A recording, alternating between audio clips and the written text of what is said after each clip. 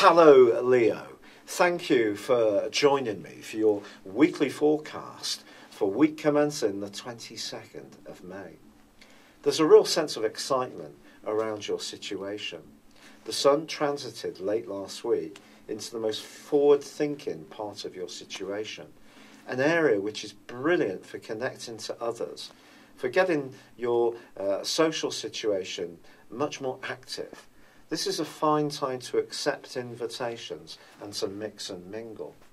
Of course, there are always obligations and responsibilities, but with Mars in this location as well, you're going to have a real understanding of the benefits you can gain from getting together in groups.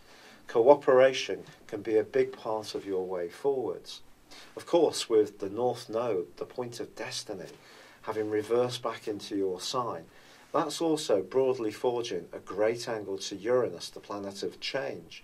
And all that can give you a sense of going for new opportunities that shake up your world in a radical but exciting way.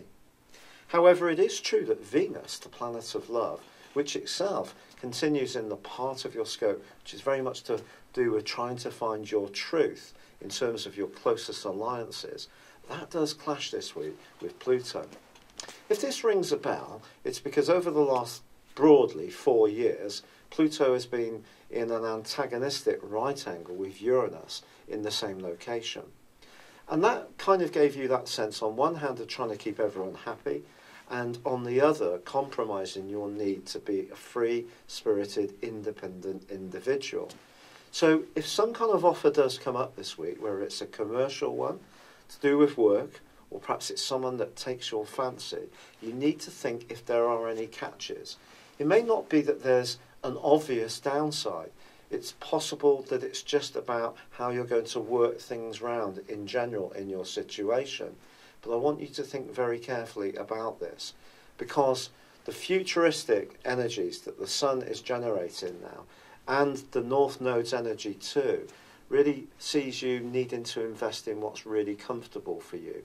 Not in any situation where you're beholden to anyone, or you're held back, or your space or time are limited in any way. So do think about that very carefully, because there's a wonderful new moon on Wednesday. And if you really embrace this, over the next month, you can set up a platform which can help you to prosper for many months to come. But it needs to be in a way that really feels right for the person you are now, not the person you used to be in times gone by. So try to be as open-minded as possible, as flexible as possible, and that where possible, also network. And the more you do link in with others, the better it's going to be for you. Now, in a romantic context, it's possible you can start to realise that someone in your circle is actually a lot more alluring than perhaps you'd previously thought. In a friendship sense, you could be thinking about if some of your friends can be people that you can cooperate more closely with, and some of them may just become greater allies. But in a long-standing relationship, if you and a partner tend not to have shared interests, try to celebrate that.